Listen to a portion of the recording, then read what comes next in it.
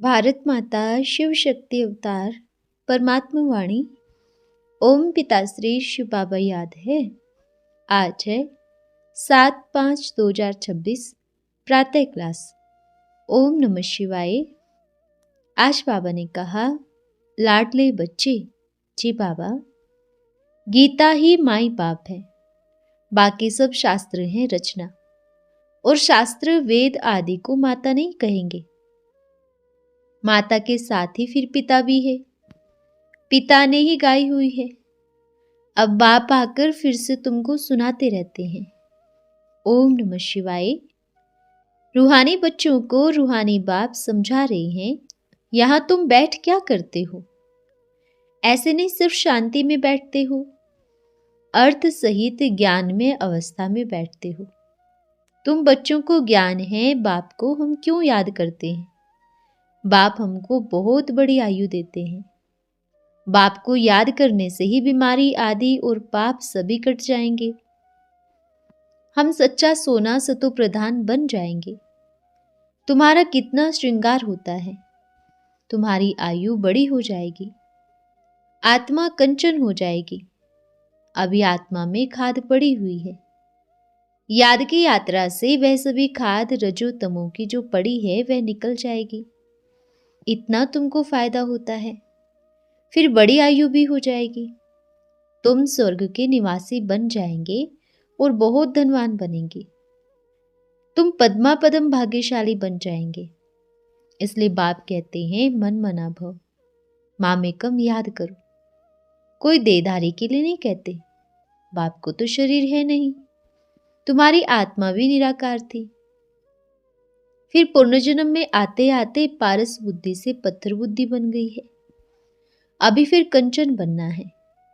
अभी तुम पवित्र बन रहे हो। पानी के स्नान तो जन्म जन्मांतर किए, समझा कि हम इससे पावन बनेंगे, परंतु पावन बनने बदले और ही पतित बन नुकसान में पड़े हो। क्योंकि यह है झूठा संसार, झूठ बोलने के संस्कार हैं सभी के। बाप कहते हैं, मैं तुमको पावन बनाकर जाता हूं, फिर तुमको पतित कौन बनाता है? ये नकली साधु संत गुरु गोसाई। अभी फील करते हो ना, हम कितना गंगा स्नान करते आए, परंतु पावन तो बने नहीं। पावन बनकर तो पावन दुनिया में जाना पड़े। शांति धाम और सुख धाम है पावन धाम। यह है ही रावण की दुनिया। इसको दुख धाम कहा जाता है। यह है तो सहज समझने की बातें हैं ना, इसमें कोई मुश्किलात की बात नहीं। जो कोई मिले सिर्फ यह बोलो, अपन को आत्मा समझ बेहद के बाप को याद करो। आत्माओं का बाप परमपिता परमात्मा शिव है। शरीर का तो हर एक का अलग अलग बाप है, आत्माओं का तो एक ही बाप है। बाप कितना अच्छी रीत समझाते हैं, और हिंदी में ही समझाते हैं। हिंदी भाषा ही मुख्य है। तुम पद्मा पदम भाग्यशाली इन देवताओं को कहेंगे। ये कितने भाग्यशाली हैं, ये किसको भी पता नहीं है कि ये स्वर्ग के मालिक कैसे बने।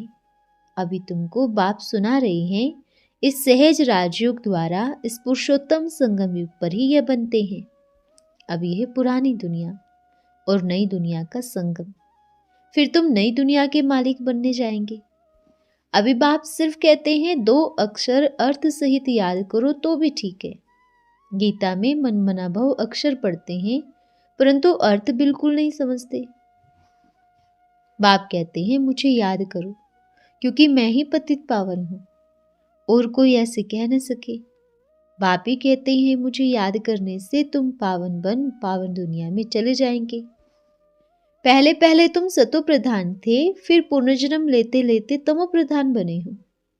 अभी 84 जन्म तुम्हारे पूरे हुए हैं। हर 84 जन्म बाद फिर तुम नई दुनिया में देवता बनते हो। यह भी जानते हो हम 84 जन्म कैसे लेते हैं। इसको ही 84 का चक्र कहा जाता है। रचयिता बाप और रचना दोनों को तुम जान गए हो, तो अभी तुम आस्तिक बन गए हो। आगे जन्म जन्मांतर तुम नास्तिक थे। यह बात जो बाप सुनाते हैं और कोई जानते ही नहीं।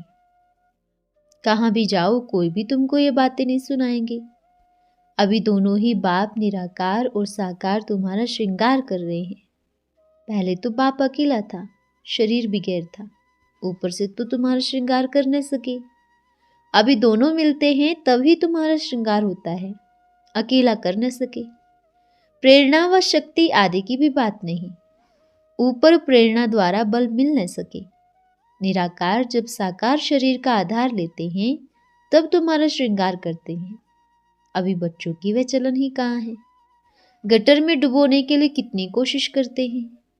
बाबा स्वर्ग में ले जाने के लिए पुरुषार्थ कराते हैं, यह फिर विषय वैतरणी नदी में जाने लग पड़ते। समझते भी हैं बाबा बरोबर हमको स्वर्ग में ले जाते हैं।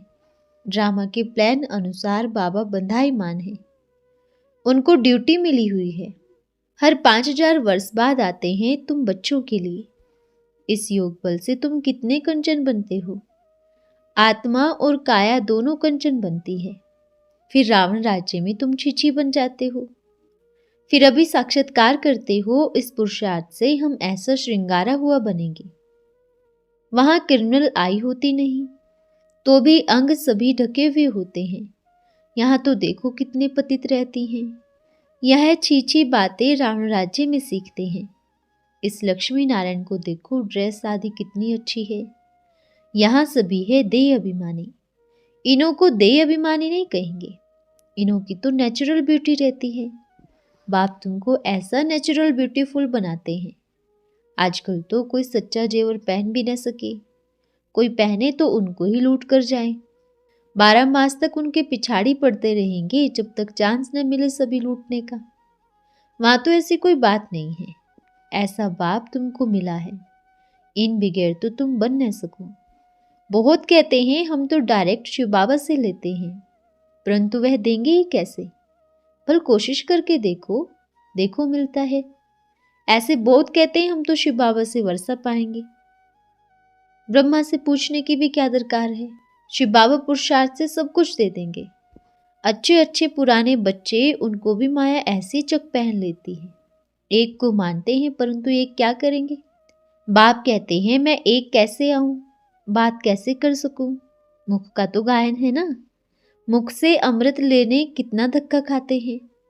फिर श्रीनाथ द्वारे जाकर दर्शन करते हैं, परंतु उनका दर्शन करने से क्या होगा। इसको कहा जाता है भूत पूजा। उनमें आत्मा तो है नहीं, बाकी 5 तत्वों का पुतला बना हुआ है। तो गोया माया को याद करना हो गया। 5 तत्व प्रकृति है ना, उनको याद करने से क्या होगा। प्रकृति का आधार तो सभी को है, परंतु वहां है सतो प्रधान प्रकृति, यहाँ यह है तमो प्रधान प्रकृति। बाप को सतो प्रधान प्रकृति का कब आधार नहीं लेना पड़ता। यहाँ तो सतो प्रधान प्रकृति मिल न सके। ये जो भी साधु संत आदि है, बाप कहते हैं इन सभी का उद्धार मुझे ही करना पड़ता है। मैं निर्वर्ती मार्ग में आता ही नहीं हूँ, यह है प्रवृत्ति मार्ग। सभी को कहता हूँ पवित्र बनो, जोड़ी हो चलो। वहां तो नाम रूप सभी बदल जाता है। तो बाप समझाते हैं देखो ये नाटक कैसे बना हुआ है।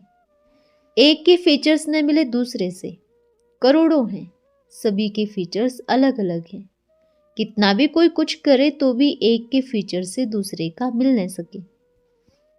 इसको कहा जाता है कुदरत, वंडर। स्वर्ग को भी वंडर कहा जाता है ना, कितना शोभनीक है। माया के 7 वंडर्स है, बाप का है एक वंडर। वह 7 वंडर्स एक पूर में रखो और ये एक पूर में रखो तो भी ये भारी हो जाएगा। एक तरफ ज्ञान, एक तरफ भक्ति को रखो तो ज्ञान की तरफ बहुत भारी हो जाएगा। अभी तुम समझते हो भक्ति सिखलाने वाले तो ढेर हैं, ज्ञान देने वाला तो एक ही बाप है। तो बाप बैठ बच्चों को पढ़ाते हैं, श्रृंगार करते हैं। बाप कहते हैं पवित्र बनो, तो कहते नहीं हम तो गटर में जाकर छीछी बनेंगे। गरुड़ पुराण में भी विषय वैतरणी नदी दिखलाते हैं ना।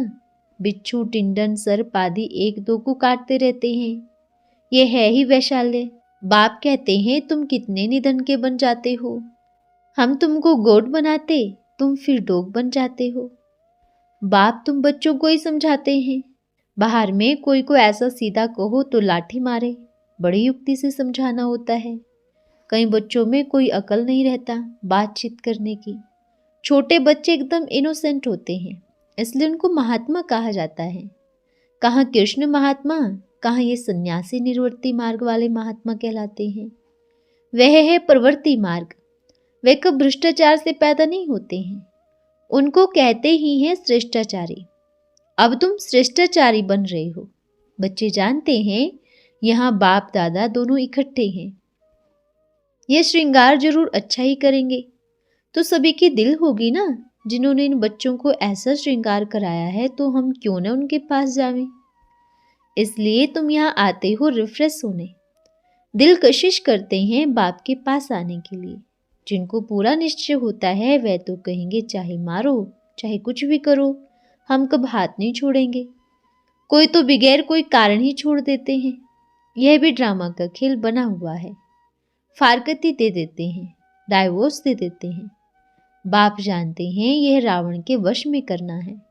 बाप कहते हैं कि एक तो पवित्र बनो, दैवी गुण धारण करो, अपना पोता मेल रखो। रावण द्वारा तुमको घाटा पड़ता है, मेरे द्वारा फायदा होता है। व्यापारी लोग तो इन बातों को अच्छी रीत समझेंगे। यह है ज्ञान रत्न। कोई विरला व्यापारी ही इनसे व्यापार करे। तुम व्यापार करने आए हो। कोई तो अच्छी रीत व्यापार का स्वर्ग का सौदा 21 जन्मों के लिए कर लेते हैं। 21 जन्म तो क्या, 50-60 जन्मों तक तुम बहुत सुखी रहते हो, पद्मपति बनते हो।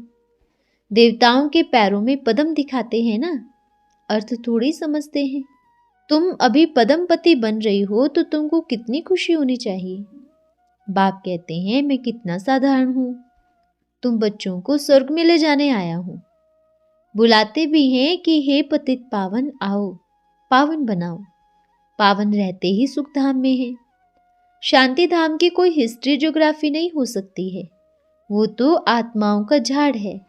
सूक्ष्म वतन में कोई बात ही नहीं होती। बाकी ये सृष्टि चक्र कैसे फिरता रहता है वो तो तुम जान ही गए हो। सतयुग में लक्ष्मी नारायण की डिनास्टी थी।